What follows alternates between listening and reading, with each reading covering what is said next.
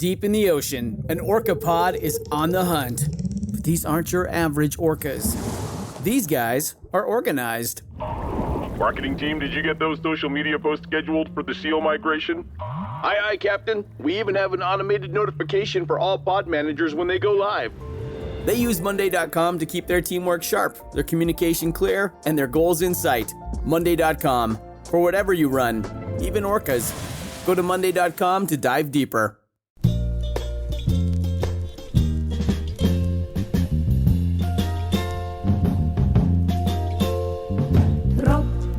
Regen auf mein Kopf. Hinter via Deckelbus ist die kleine Fahrt im Top. Geht mir kein Sach nicht, die Tropfen. Welcome to Kill Me Now with Judy Gold. I'm your host, Judy Gold. Just want to say before we start, I can't deal with any more legendary comedians who are the nicest people in the world dying. So today, we have the beautiful, wonderful Leigh Abby, part 2 of my interview with her. I hope you enjoy. Let's go back, because when did you start writing in the diary? My whole life. I have journals from when I was like 9, 10, 11, 12, forever and ever. And you wrote every single day? Almost. Yeah, most days. Okay. And a lot of it's boring. Like a 12-year-old's journal, let me tell you, is right, chock full of nothing. Have you reread all of these journals? No. Oh, no. Okay. So, you'd have this idea for this podcast, right? Or you heard about this podcast and were like, oh. Yeah, this is me. This is me. So you go back, okay. Where do you start? What age do you start reading your... So I knew that things were pretty boring up until I was probably 16 or so. That's when, I started drinking and wanting, to hook up with guys. And so anything before that, I guess I was a late bloomer. I don't know. Were kids having sex and drinking before then? Yes, they were, at least in my school. Well, in my school too, when I was. Yeah. So I was, a good girl for a while. And so I was like, okay, I'll start kind of looking through like 16, 17. And the more I looked through, the more I was like, holy shit, like, what the fuck was I up to? Like, I thought everything was just so boring and I didn't do anything. And it turns out that there was just a lot going on. I was having my first sexual experiences and Now, was this at the, I want to hear about the country club. Yeah. So some of them were at the country club. I can't give too much away. You got to listen to the podcast, but yeah. So one of my friends was working at the country club and she was like, yeah, everybody just gets drunk. Like when the weddings are over, it's so crazy there. And we make what do you want when you're a teenager? You want to make money. You want to have freedom. And so they were making like $10 an hour and then they were getting tipped. Wow, that's great. It was a ridiculous amount of money I was 15 actually when I started. They just let anybody work there back then. So she was like, okay, I'll see if I can get you a job. And that was the thing. Everyone had to be kind of mean to the new people and act like they couldn't get you a job because they wanted only their friends working. Right. So they hired me and I started What was your first job? A wedding. I just walked in and we had to wear black skirt, red cummerbund, red bow tie, button-down shirt. So I'm a 5'11" girl. I'm not skinny, big boobs. This is how I'm dressed. It's not. Oh my God. The guys must have been fucking sexually harassing you at these weddings. Oh, 100%. Yes. Men in their 40s. Uh-huh, yeah. Yep. Oh yeah. Touching you and, smile. Hey, sweetie. Sweetheart. Hey, sweetheart, can you get me another? Oh, fuck. I want to punch them all in the fucking face. It was awful, but we were, we were young and, male attention and. Right. What was the clientele at the country club? They were rich? The wealthy. Yeah. It was in the town is called, no, I'm probably not allowed to say the name of the town. Come on. All right. So in the Three Village area, it was this really wealthy, they all lived on the water. They were, they played tennis. I remember my dentist was a member and him coming into the kitchen one day to buy weed off of one of the kitchen guys. And I was like, oh what? My God. What? My dentist smokes weed. And now I'm like, what an idiot you were. You're so naive. Right. But, so it was just, talk of who's having an affair with who. And when you are in this world of the country club and then, I mean, this is your first foray into another world, you know, that you were never going to enter into unless you got this fucking job, right? So you were like waiting. Was that what you were doing? Like, wait, Yes. a general, I was a waitress. Yep.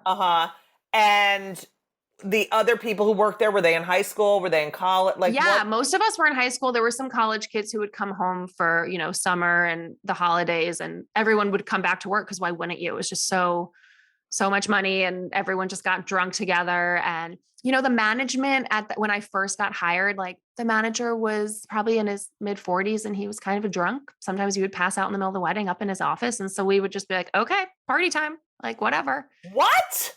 Yeah. It was fun. It was fun, of course. It was fun. Can you just tell me one like sexual harassment thing that happened? Well, not to me, but one of the guys in management was sleeping with one of the young girls that worked there with me, and then I think who was in high school. She was a little older than me, so she was probably in like first year of college. And so that was a scandal. I think they both got fired for that.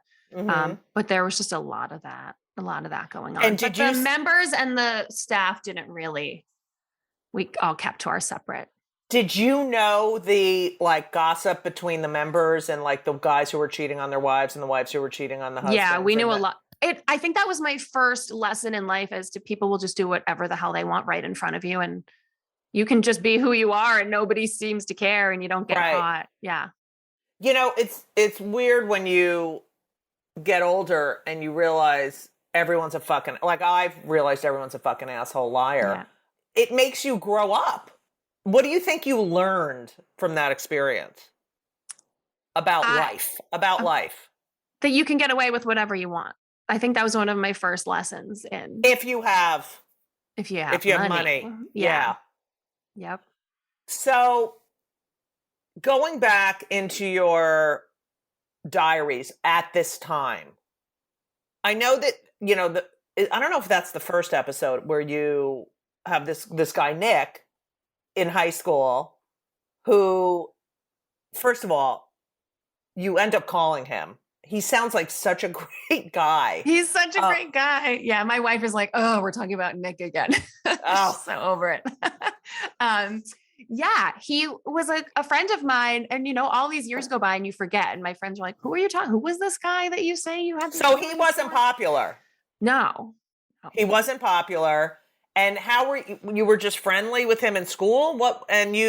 We were friends. Our group, his group of guys and my group of girls, we would party together and hang out together, and we would go into the city together. We all loved taking the train into the city to see shows or just go out. And did you go buy weed in the city like I did at Washington Square Park? Probably. I remember taking a train to like a Dave Matthews concert once, and we forgot to bring a bowl, and my friend was making a bowl out of an apple. We did that too. Yeah, right. But what's funny about that is that the weed you had was probably 10,000 times better than the fucking oregano we had. 100%. So you have this friend Nick, and you think he's like has feelings for you, correct? I think and it's so funny because I was hopelessly insecure. I was too tall. I was too ugly. I was that like typical cliche of a 17-year-old girl who just was so insecure. And meanwhile, I would write about how I'm like, he has all these feelings for me. I don't know where I came up with that. And I think that it was maybe I had feelings for him a little bit. Right. Projecting. Yeah. And so I was like, I gotta talk to him for this podcast, and we got to reconnect. And it's so funny because there is a point where he voluntarily says, well, I don't have any feelings for you. Like right at the beginning of the conversation. And I'm like, okay, you look like an asshole, Laura. Right. But oh, come on. And he's a child psychologist or right? Yes. Uh-huh. Yep. That is fucking, and he's married and has 2 kids. So revisiting all of this shit, what was the thing that surprised you that you had forgotten about, that you were like, oh my God? I think I felt really bad for my 17-year-old self for having no confidence and just being insecure and I didn't realize how much I would just like go get drunk at a party and hook up with whichever guy would have me. And I'm like, oh, I thought that behavior was really in college, but there was a lot of it in high school. Cause I was just like, you need to know how to give a blowjob. So you're going to go do that at this party. Like nobody told me I needed to know how to give a blowjob. It just in my own brain was like, if you're going to be a cool girl, you got to know how to do X, Y, and Z. Right. And so I think I was kind of shocked to be like, oh my God, you were insecure. You thought so little of yourself. You would hook up with these gross guys all the time, but you didn't think you were like pretty enough or smart enough to get the guys you were really interested in. And I just want to shake her and be like, you were like, it took of course. I just want to tell every young woman, like, you're more than enough. And if you have some confidence, you can get literally anything you want. Just like ask for it, and I didn't know that. When you fooled around with guys, did you enjoy it? Like were you like, oh, this is normal? And I'm going to admit, like, being with a guy, it was the most unnatural. I'm definitely a total les, Kinsey 6. I love men. I mean, I had all these guy friends. I love guys, but I have no desire to touch that. When I talked to Elisa, she's like, no, I liked it. And I was like, ugh. Did you feel any, like, this is wrong, this doesn't feel right, or anything like that? No, I was always, and I still find men attractive. I was always very attracted to them, but it was always just awkward. And maybe that was just because I was young and when you're insecure, you don't actually want someone really touching you, right? Right. Because you hate yourself. And they were teenage boys. So it was all, I wrote in my journal that it was all fun and that was great. And I did this and I did that. And I look back and I'm like, oh my God, you had 0 orgasms. You did not feel good when they touched you. You didn't enjoy, like, you just did this to do it, and I didn't know how. It's like when you ask someone, have you ever had an orgasm? They're like, I don't know. And it's like, you'd know. Duh. All right. So what I think is interesting in the evolution of accepting yourself as bi or lesy or gay, whatever, is that when I got to college, I had already been, I already knew, I'd already experienced, and I felt, because it was 1980, I think a lot of gays of my generation, and you're lucky that you didn't have to experience this, knowing that you're gay, knowing that you're living a lot, like essentially living a lie or pretending to be someone else. I feel like a lot of gays of my generation had to try to be straight because it was the easier way to live.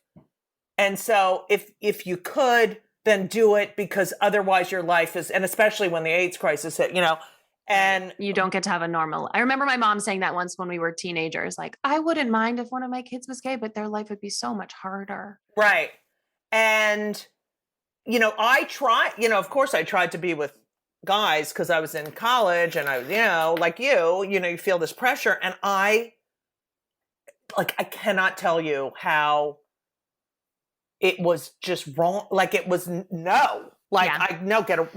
Doesn't know. I mean, you're a nice guy, great.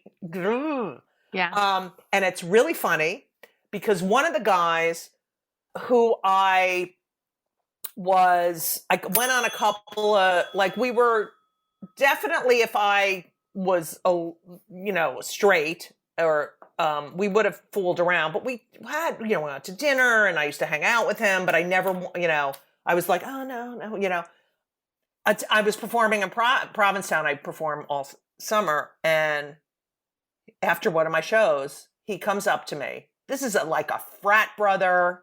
Yeah. He comes up to me. So he's got to be 59, 60.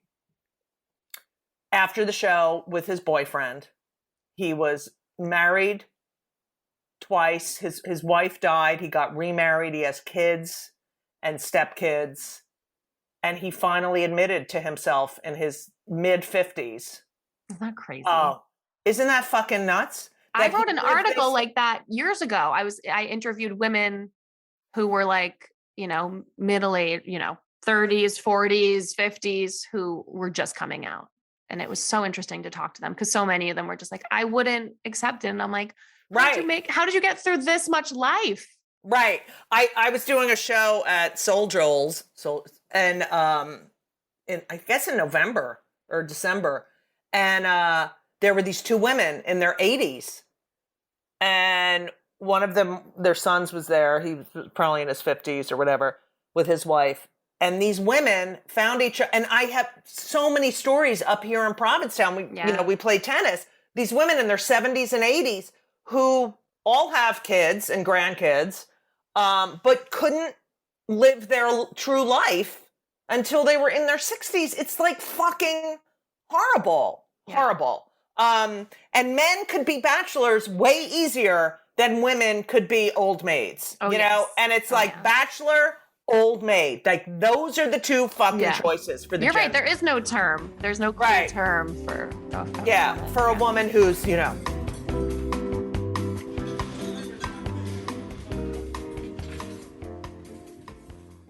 This episode is brought to you by Progressive Insurance. Do you ever think about switching insurance companies to see if you could save some cash? Progressive makes it easy to see if you could save when you bundle your home and auto policies. Try it at progressive.com. Progressive Casualty Insurance Company and Affiliates. Potential savings will vary. Not available in all states. For your podcast 17, I mean, first of all, how many episodes? It's 8 episodes, but the first 2 drop together. Okay. So you'll get episode 1 and 2 together. Does it go through a certain age period? Are you doing a season 2? Like, I mean, if you wrote every fucking day. Well, most days weren't that interesting. Right. So obviously we're picking the most interesting stuff that happened to me over the course of, so it's a little over a year, but it's generally when I was 17. So it's like it's my last year of high school. It ends with me basically leaving for college. Right. So that's season 1. Yeah. I mean, I have journals. I would love to do season 2 if it does well. So I can go on. Did you hear that, people? Now, listen. you went to Emerson, and then you also got an MFA in writing at the New School, right? Yes. Did you know you wanted to be a writer when you got to Emerson? Yeah, I did that thing where I was a marketing major for a few months because I was like, you can't be a writing major. What does that mean? How will you ever have a career? And it turns out I was never going to have a career. So I switched right on over to be a writing major. And my parents were supportive of it, which, you know, I could wring their necks for it. I'm like, I could be a nurse with a nice salary and benefits. Oh God, please don't talk to me about, like, I was just telling a friend of mine, like, you know what I resent? You'll see when you get to this age. All these people who became doctors and lawyers or like hedge fund, you know, worked in the finance, and they're all fucking loaded. And then they get to my age and they're like concert pianist. Like, they were always, they had the talent, but didn't do it, but kept doing it as a hobby, and now can just do it and be, oh, we started a band. And I'm like, fuck you. Yeah. Fuck you. I don't know where my next paycheck's coming from. Yeah. And you fucking fuck. Yep. But then I was, you know, when I think back, could I have lived, you know, 30 years being in a miserable job? Right. So there's that. Whatever. Okay. So through your college, you know, you meet Sam. Now, Sam, I know we're not supposed to talk about her. She's adorable, by the way. And she owns a production company, which I don't know why I've never met her as a talent.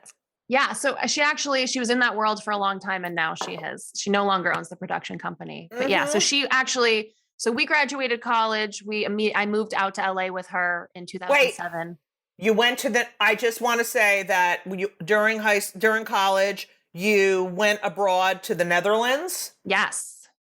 And where did you stay? What was the college you were associated with? This is why you need to go to Emerson College. They own a castle in the Netherlands called Kasteel Well. You live in a castle. It's ridiculous. Yeah. So I lived in a castle, and we just traveled like 4 days a week all over Europe. And there was a moat. Fucking mad right now. There was an actual moat. I would just like eat mushrooms. This is my kill me now. This is my kill me now moment of today. That's one of the reasons I went there. My first day at Emerson College, I wrote my application for the castle. You know what? My parents are dead, and rest in peace. But really, Okay, so you lived in a fucking castle. I Lived in hate a you so fucking much. castle, You yeah. fuck. You went to Madrid. Sam met you in Madrid. You guys. Yeah, which was another thing. Like, who just can fly to Madrid for a long weekend from Boston? That's when I should have known that she was crazy. Like, she came Right. from a family that was nothing like mine. Just flew to Right. Madrid to visit me. Yeah. And you were completely in love. You wrote about your mother getting a call from the New York Times about they were doing some sort of article on parents of gays, which Yes. when I read that, I was like, really? Someone wanted to interview her and she was just not comfortable. She didn't know what to say. But also it was like, I remember when I was reading it and I thought, first of all, who's writing an article about heterosexual parents with gay kids? Every fucking 99.9% of gay kids have heterosexual parents. I know. Like, what the fuck is that? Yeah. Like, I think it was for a book, actually. I think a woman was writing a book. Probably because she had a gay kid and like didn't know. And needed to, what it's like. And it's like, oh, shut the fuck up. Okay.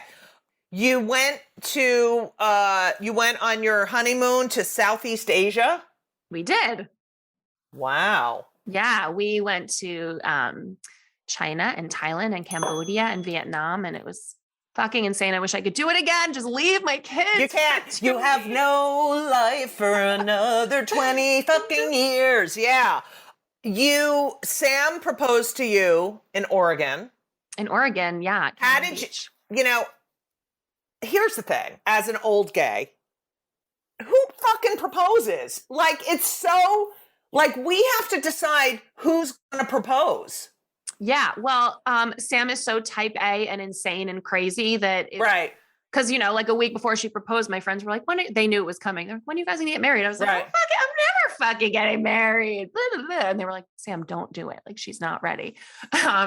So yeah. Oh my God. That's my so wife funny. is a control freak. She made my ring. She made her ring. Like, she was ready to rock. But you know what? That's so good. Because I never would have. Yeah. But she does everything. You don't have to think. You're like, oh, done. You're in the good position. I am. I know my friends complain about their husbands. I'm like, you should have married a crazy lesbian who handles right. Shit. You talk about, you have 2 kids. You did have fertility issues. You talk about Sam's mother who suddenly passed away, which, she was 26, I guess. And, my father suddenly died when I was 27. It's really it changes you. There's, like I always say, that life is a series of befores and afters. Yeah. And that's a big after. It was big. Yeah. And, it just makes your bond tighter, And the fact that you got to know her mother, I'm with Elisa, and she never knew my father. And and she hears stories and, but it will definitely bring you. Right. It was this thing that we didn't, we had no idea her mom was going to die, but for some reason, when we got together, it was important. Like, we had a day in the city with both our moms. We wanted them to meet. Like, I was just with her mom all the time. So I love that when we tell stories to our kids, like, I can tell stories. Like, right. I knew her and I can talk about her. And that just, I feel really bad for people who, her brother got married and his wife is wonderful, but she never met their mom, Penny. Yeah. And, it breaks my heart. Oh, you talk about fertility issues, which happens to a lot of lesbians, I think, because, turns out it's hard to get pregnant. And right. When you don't have a penis involved, it's even harder. When you don't have a penis and you're not drunk. So I used to have a joke about, I talk about in my show 25 Questions for a Jewish Mother about our struggles. It took Sharon 19 tries and it was about $35,000 at that point in 95.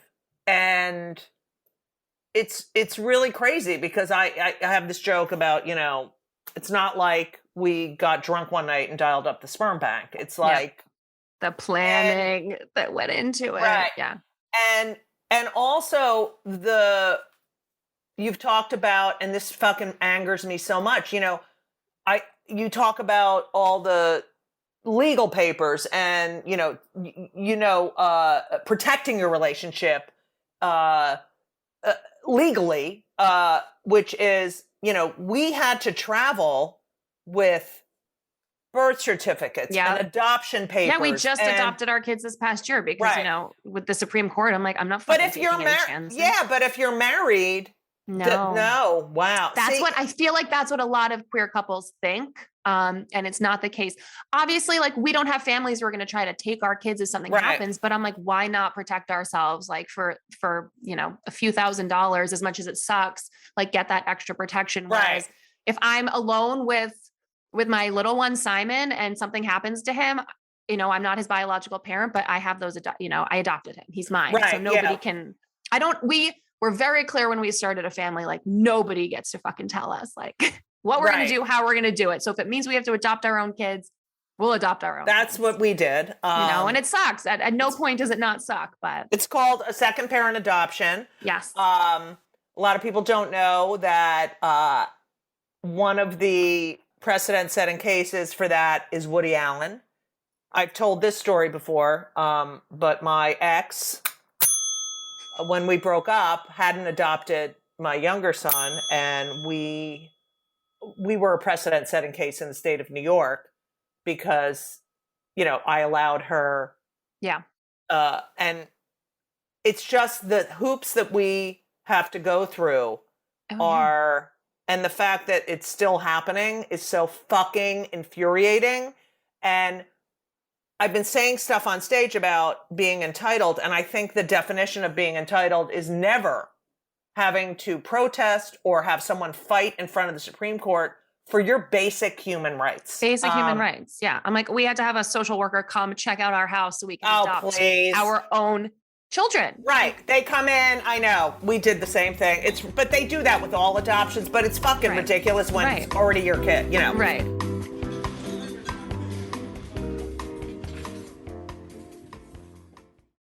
This week's episode of It's Judy Show with Judy Gold is sponsored by BetterHelp.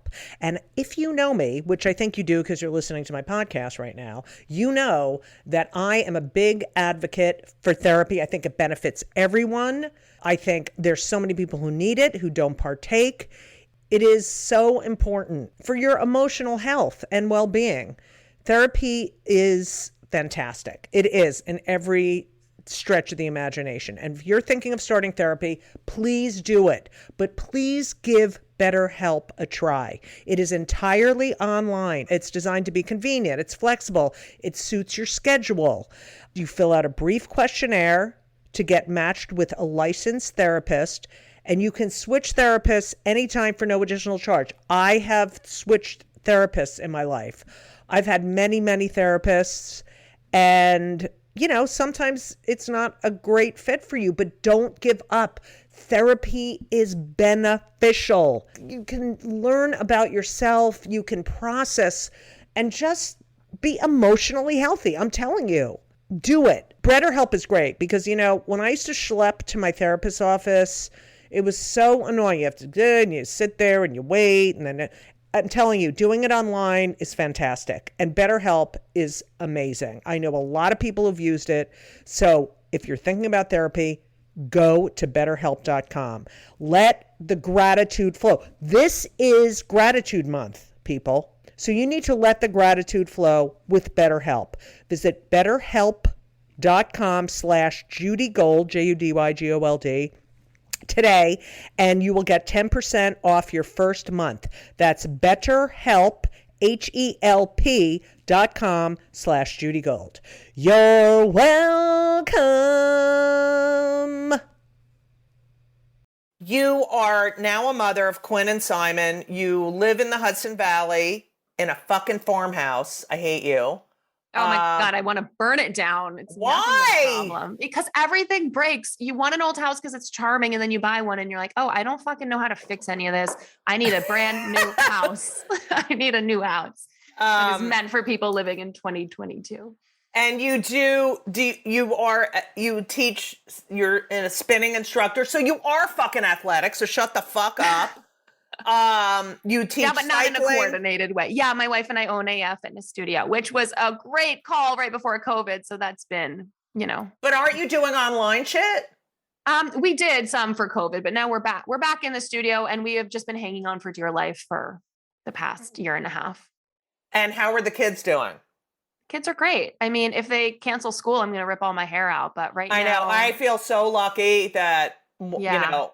To have little ones right now is forget it. It's the normal insanity of parenting plus all of this extra just constant bullshit. I'm like, no Zoom school. Like he's 5. He's not going to do Zoom school. So I'm like, here's whatever. The other thing. Yeah. The other thing is they lose all this stuff they learn by being social. Like they're 100%. Really, it's horrible. Yeah. I mean, my older one, he's 5 and he's at an independent school and they're literally outside. Like he was in a snowsuit to go to school yesterday. It was 25 degrees out. And I'm like, if that's what gets him out of my house every day. Who cares? I know. Let him be cold. Let him be cold. It'll make him stronger. Yeah, I know. I feel it with Ben. You know, a lot of his basketball games are canceled and now he has a fucking tournament this weekend and I just looked online, no spectators. It's fucking awful. It is awful. Well, I really want to meet you guys. Good luck with that podcast. It sounds fucking fascinating. Thank you. Oh, wait, Laura, I read that you lost an ear. Yeah. What the fuck? I did. I was hit by a car on the Upper West Side in 2011. No way. He made an illegal turn. It was a black SUV and it was a hit and run. He tried to run and so many people called 911 that they caught him over on the West Side Highway. No fucking way. Because that's how I got all my free surgeries covered by his insurance. So thank God they caught him. Yeah. What a fucking asshole. So were you just crossing the street? I was crossing the street. I was in the crosswalk. I had the walk signal. Like what street? This was on Central Park West and 86th because I was going to the bus stop and that's why so many people saw because I had been nannying and I was getting on the bus to go to my bartending gig and yeah, I got hit, never showed up at work. Sam was just like calling. I was on the phone with her when it happened. So did your ear come off or did It mostly came off. So apparently what happened, and I obviously have spotty memories, is they tried to sew it back on in the hospital in the emergency room. And so, you know, my mom and my friends, by the time my parents got there from Long Island, they were all kind of whispering like, we think she's going to lose the ear. Don't tell her. Right. And I just was like, how's my ear? And they're like, it looks great. It was just this rotting mass on the side of my head for days. But it hadn't come off. It was just, did he hit you in the ear? I have no idea. He hit that side, but then I flew through the air, skidded on the ground. So I had lacerations all over my face, but yeah, I didn't break any bones. I don't know because I actually spoke to a witness at the grand jury hearing and she was like, oh, you were dead in the street. I was covering my daughter's eyes because I knew that someone was getting a call that their daughter was dead. No. You flew through the air, you landed, skidded through the street. So she was like, I just can't believe you're okay. I'm like, well, 4 surgeries later, but yeah, it was like a blessing and a curse. Losing an ear is fucking weirdest, and it was awful. Okay, now I'm going to ask really obnoxious questions. Was the ear pierced? Yes. So you only have to buy one earring. That's a positive. I made my plastic surgeon pierce my new ear, and I fully regret it because I don't wear earrings. Why would I wear? Oh my God, that's hilarious! Yeah. So it's a new ear? Is it a new? It's a new ear. It's a fake ear. So it's made it's cute. I love it. Cartilage from my rib cage, and then they took a what is it called? A skin graft from my butt because he wanted to do it from my torso, and I was like, no, do it from my butt. And then a skin graft from my other ear. Isn't it amazing? What they can do. Yeah. And can you hear out of that ear? Yeah, my hearing was always fine. That's fucking... God, Sam must have been freaking the fuck out. Her mom had been dead for 3 months, and then that happened. So we were like, oh, the universe doesn't owe you anything, actually. The universe will... Wow, poor thing. Tell Sam that was a tough time for her. Yeah. And then you recovered fully and you were back to your bartending job? Did I ever go back? Probably. Yeah. I want to be a bartender. I was like a waitress bartender. And that was another bar where I could just drink all the time. Those things weren't good for me. Yeah. I deleted that. I deleted that life. Well, I'm glad you have a new ear. Thanks. Yeah. Now I ask my guests 2 questions. Every guest gets asked these questions. Number 1, we are very pro mental health. We're starting 2022, and I just want to say I fucking hate the beginning of January because it's so like, wait, what am I doing? You know, I'm a Jew, and Rosh Hashanah is the Jewish New Year, and it's in the fall. It's usually in September, sometimes October. And to me, honestly, that is the real New Year. I really feel like, okay, it's a new season.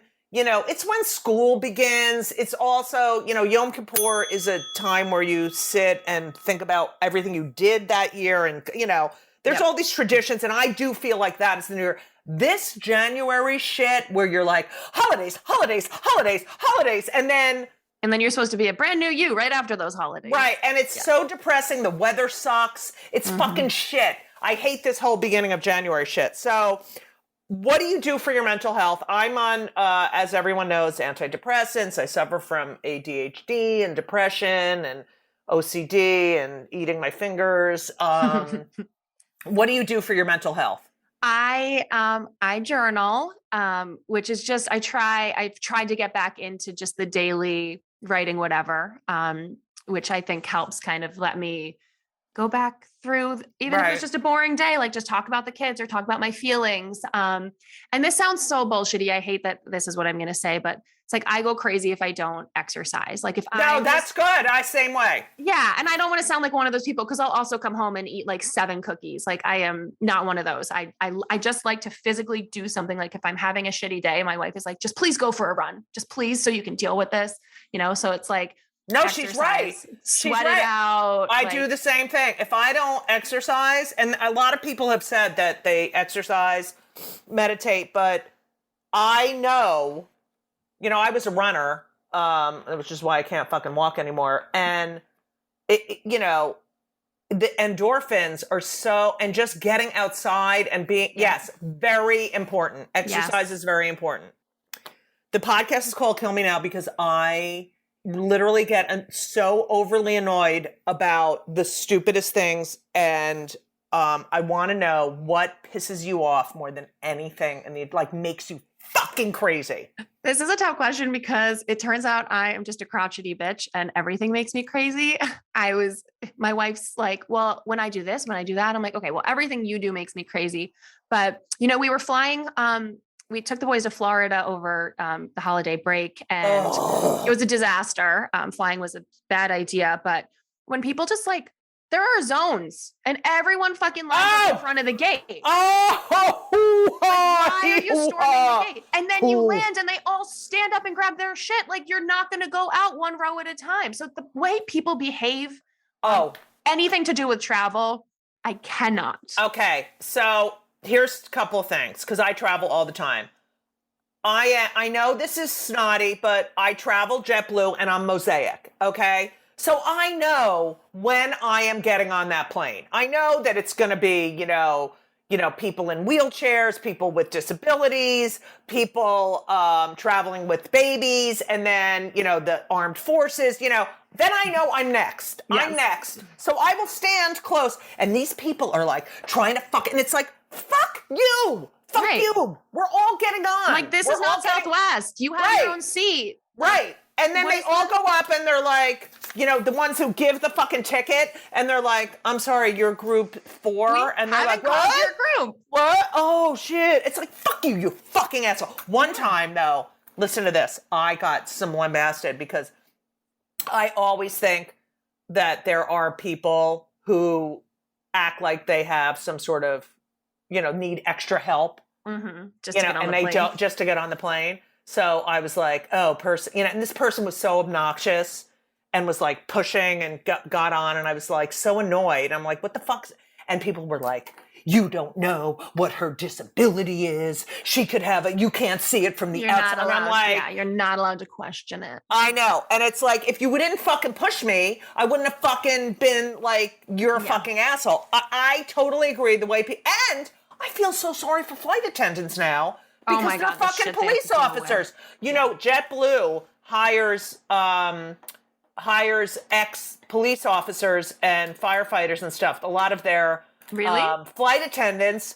Yeah, I was talking to one guy who was a lieutenant, And I see him on my flights a lot, and he was like in NYPD. He was NYPD, and he retired, and he does this, and it's like, thank God, because I fucking hate people. I really. Well, I fly Delta, so it's always like one bitchy female flight attendant and always one uppity gay guy.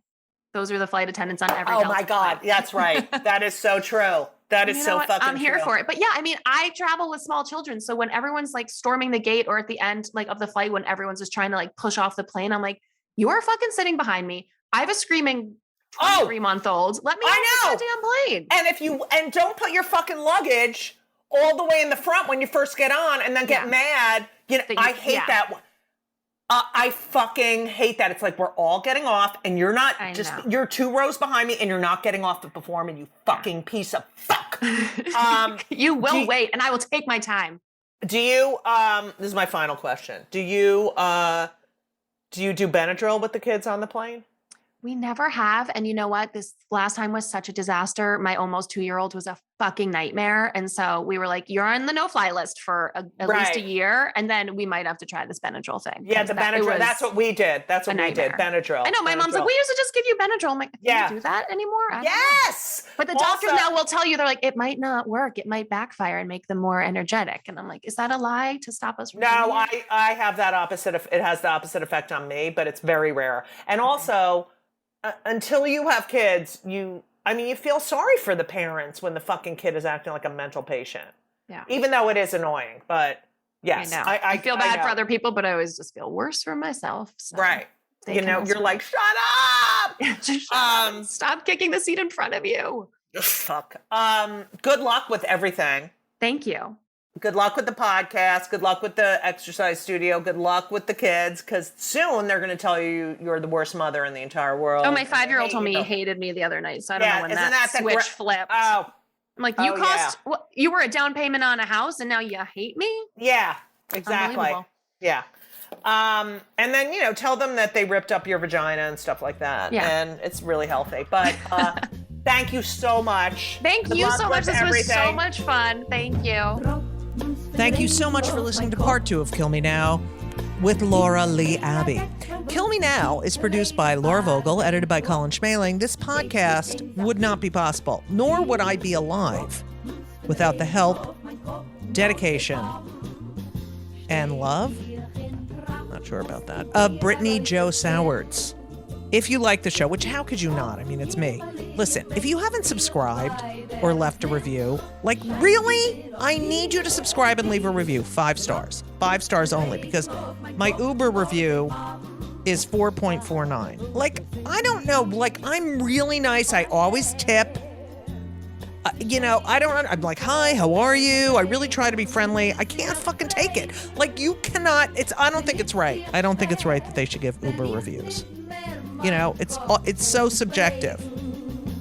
And I give them all 5 stars. I mean, unless they take a stupid route, or they're not wearing a mask, or they're talking on the fucking phone, or playing really loud. I really try. I want people to work. Whatever. I have upcoming dates. February 2nd. If you're in New York City, I'm going to be doing an hour at the Fat Black Pussycat Lounge, which is part of the Comedy Cellar. It's on West 4th Street. I'm going to be trying out some new material. But I'm going to also sprinkle in the old shit, because, I can't go without laughs for, more than 35 seconds. So that's February 2nd. March 10th, I'll be at City Winery in New York City. March 12th, I will be in New Hope, Pennsylvania at the Raz Room. March 26th, I will be at the Savoy Theater, the Raz Room at the Savoy Theater in Fort Lauderdale, Florida. So, if you want to see me live, which is quite an experience, I must say, there, check it out. Or you can, what else you could do? You go to my website, judygold.com. And while you're there, you can buy my book. Also, you can follow me on Twitter, Instagram, and TikTok. That's right, motherfuckers. I'm on TikTok now, because my kids yelled at me and said I have to be on TikTok. And so I'm on TikTok. I think I'm doing well. Don't you think I'm doing well, Brittany? So I'm at Judy Gold, JEWDYGOLD, like Jew, because I'm a Jew. I never talk about it, though.